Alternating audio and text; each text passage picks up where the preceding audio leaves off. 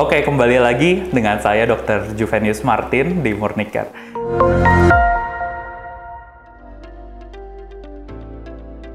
Nah, kali ini kita lihat nih ada banyak pertanyaan ternyata dari X. Yuk, kita bahas pertanyaan-pertanyaan ini yuk. Yang pertama, alat kesehatan atau P3K apa aja sih yang perlu ada di rumah? Kayak basic untuk pertolongan pertama dan cek keadaan tubuh gitu? Oke. Di rumah, kalau teman-teman yang belum tahu, emang perlu sekali ya yang namanya kotak P3K. Nah, cuman seringkali kita kesulitan ngisi kotak P3K tuh isinya apa aja sih.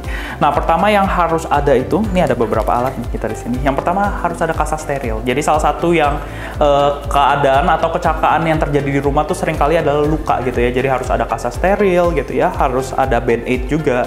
Terserah mau merek apapun, ukuran apapun ada banyak ya. Kemudian jangan lupa sedia juga anti nyeri dan anti demam ya. Ini adalah salah satu obat yang bisa digunakan dan dibeli bebas gitu ya. Jadi kalau siapapun lagi demam, lagi sakit bisa pakai obat ini. Nah, tapi untuk teman-teman yang punya keadaan khusus, misalkan ada sakit diabetes mellitus, nah perlu ada isi tambahan juga di kotak P3K. Ini contohnya, ini adalah alat untuk cek gula darah. Nah, ini kita khususkan bagi mereka yang ada menderita diabetes mellitus. Oke, pertanyaan kedua. Gimana ya cara ngatasin kebiasaan lupa? Gak tahu kenapa aku ngerasa mulai suka lupa sama apapun itu. Oke.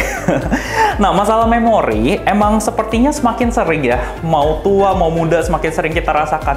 Ada salah satu penelitian yang bilang efek digitalisasi nih, kita jadi attention span-nya itu jadi semakin sempit. Kebanyakan masalah memori itu sebenarnya masalah dari metabolisme tubuh kita. Jadi saran saya pertama adalah coba makan dengan waktu yang teratur, tidur yang cukup dulu gitu ya. Ada nggak sih aktivitas untuk melatih memori? Banyak gitu ya. Salah satunya adalah mengisi teka-teki silang gitu. Kalau yang kedua adalah membaca. Nah, kita sekarang punya budaya nonton ya, kebanyakan maunya video.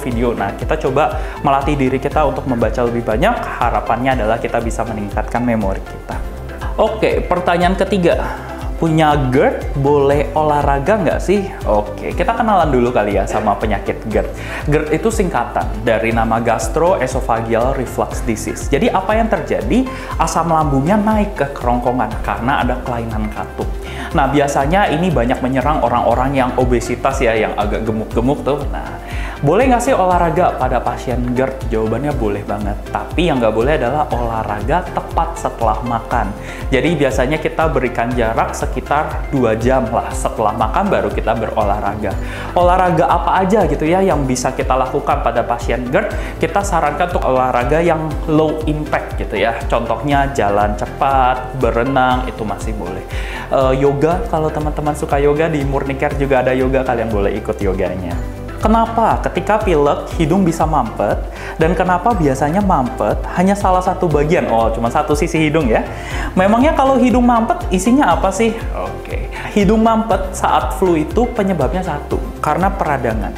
Peradangan itu membuat pembuluh darah kita melebar sehingga mengisi konka. Konka itu kayak balon-balon yang ada di dalam hidung gitu ya. Jadinya dia membesar sehingga kita kalau tarik napas jadi susah. Nah, kalau pertanyaannya kenapa suka di salah satu hidung sih? Nah, kita harus kenalan sama yang namanya nasal cycle, siklus hidung.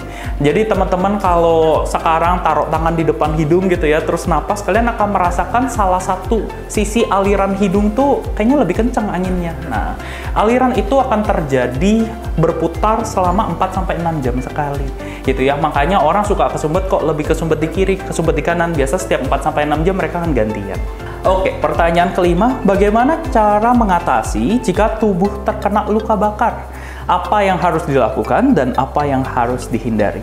Oke, kalau kita mungkin sering ya kena luka bakar kalau lagi masak atau melakukan hal lain.